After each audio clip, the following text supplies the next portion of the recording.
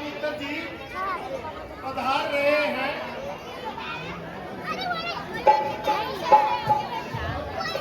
जाओ और आदर सहित उनको लेकर आइए। जो आज्ञा महाराज।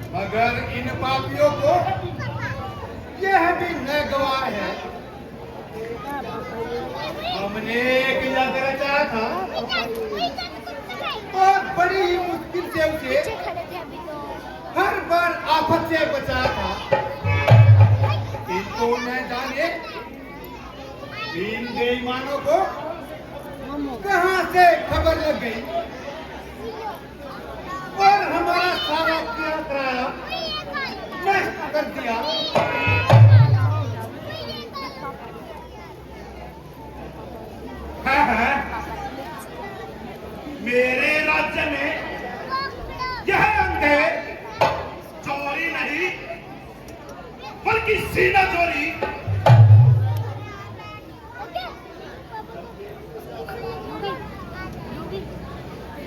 जब मेरी प्रजा को इस कदर आजार है तो मेरे राज्य करने पर धिक्कार है। मैं अभी चढ़ाई करता हूं और आपके देखते ही देखते एक एक की नजर करता हूं। यकीन मानिए उनकी मृत्यु समीप आई है। जो उनके दिल में ऐसी दृष्टा समाई है, साधु सन्यासियों को भी जो आकर सताने लगे हैं, यही कारण है जो कल से मेरा दिल उदास था और मुझको यह पूरा विश्वास था कि जरूर कुछ न कुछ अनहोनी हुई है जो मेरी तबीयत को इस कदर आजार था।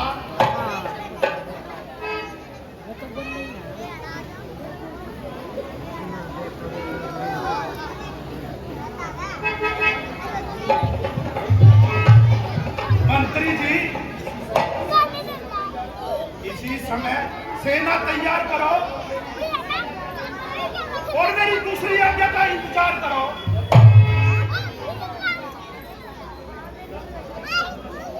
जब तक उन बदमाशों को उनका काम तमाम नहीं करूंगा, जब तक आराम नहीं करूंगा। राजन, आपको कष्ट करने की भला क्या जरूरत है? और मैं ही वहाँ कुछ ऐसी खतरनाक सूरत है, आप केवल राम और लक्ष्मण को मेरे साथ कीजिए और मेरे हाथ में उनका हाथ दीजिए। मैं इस अवस्था में आपको कष्ट नहीं देना चाहता और भोज लश्कर भी आपसे लेना नहीं चाहता। इसलिए ईश्वर की कृपा से आपके दोनों कुंवर जवान हैं और हर एक विद्या में निपुण हैं। राक्षसों का मलिया मेल करना उनके लिए साधारण सी बात है। वो निश्चय ही उनकी मौत राम व लक्ष्मण के हाथ है।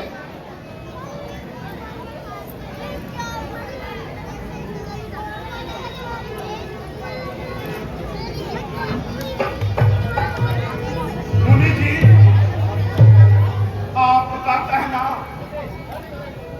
मुझे हर तरह कबूल है, मगर यह हट आपके बिल्कुल फिजूल है।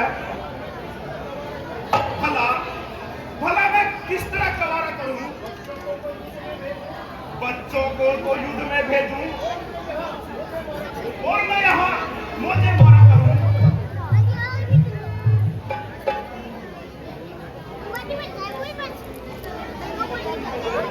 कुछ तो परमेश्वर की लगती कहो, यूं फट न करो। राक्षसों से मुकाबला करना कोई खेल तमाशा है और मारीच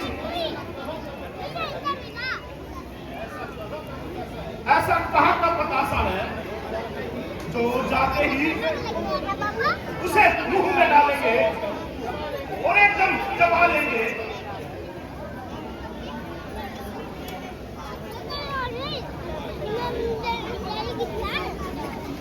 दादू भी तो है। राजन, आश्चर्य है कि गोकुल में ऐसे पैर कहां से पैदा हो गए।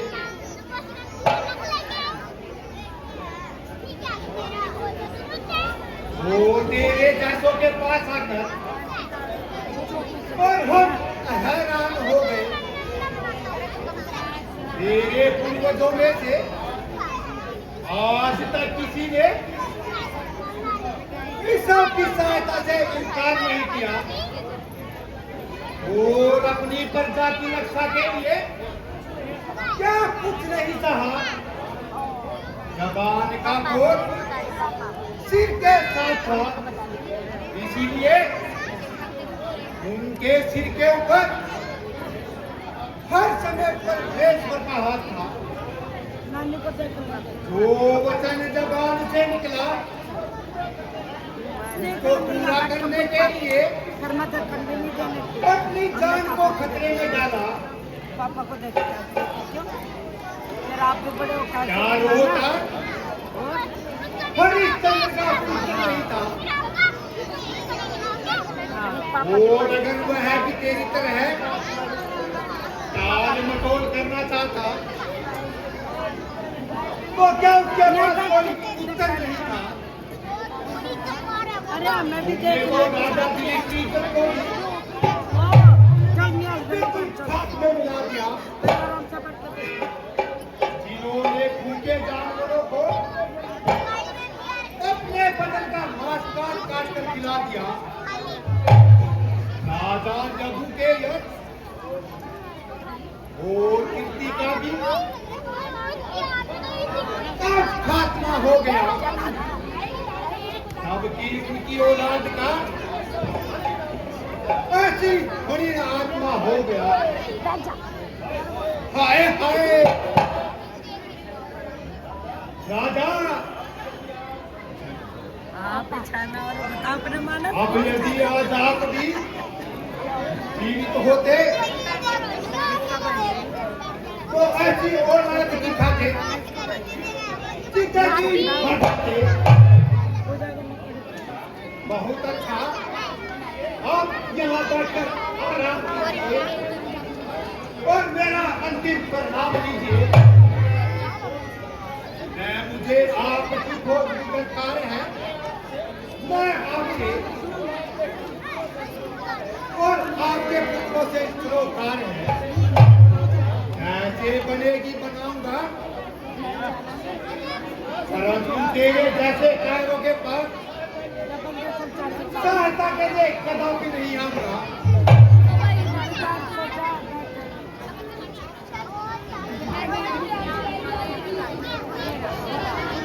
अब मैं क्या करूं? आखिर किस कुएं में पड़ूं?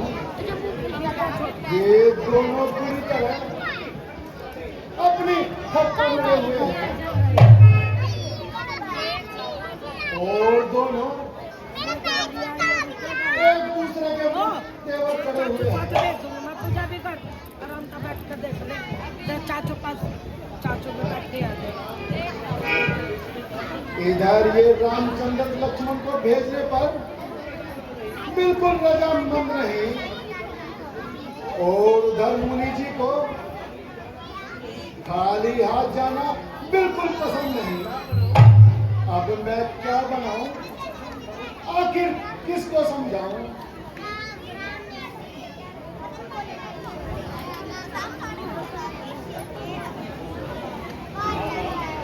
हाँ हाँ, अब यही दुरुस्त है। राजन को समझाता हूँ और जिस तरह हो सीधे मार कर लाता हूँ।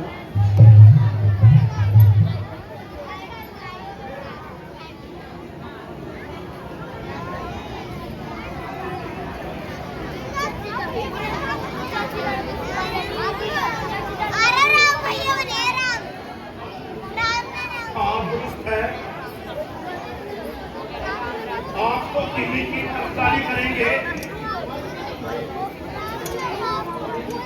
और इनकी हिमायत का दम भरेंगे। हमारा कहना सुनना बिल्कुल फिजूल है। इनकी हर बात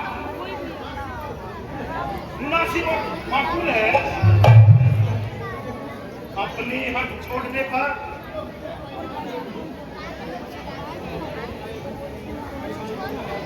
इनको क्यों पायमाल करोगे? आप तो मुझे ही हर तरह से कायल करोगे।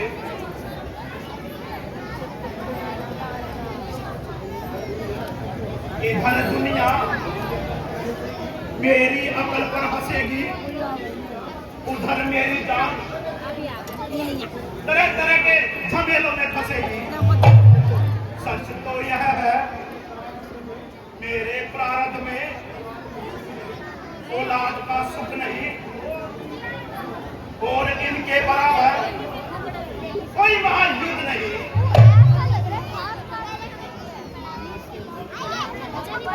जब नहीं थी तो वैसे बेकरार हुआ करता था,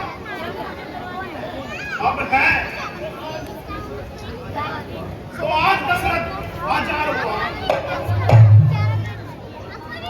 मंत्री जी तुम जाओ और राम लक्ष्मण को दरबार में लेकर आओ।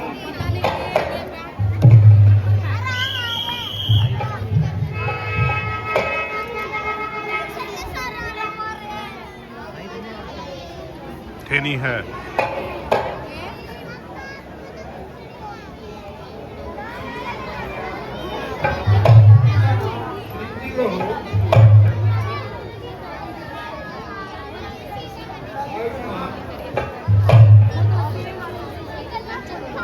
आयुष्मान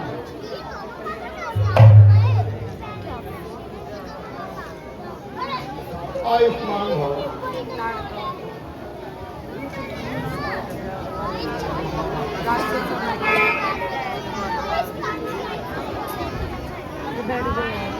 लीजिए महाराज,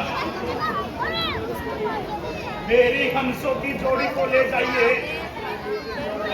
जिस तरह लेकर जा रहे हो उसी तरह लेकर आइए। यही आपसे विनम्र प्रार्थना है।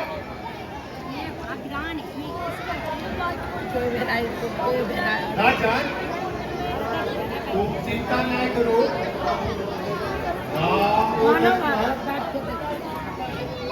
हर प्रकार की विद्या से पारंगत है। तुम निश्चिंत होकर अपना दाग संभालिए और इनके कार्य के लिए मैं शाम जाऊंगा।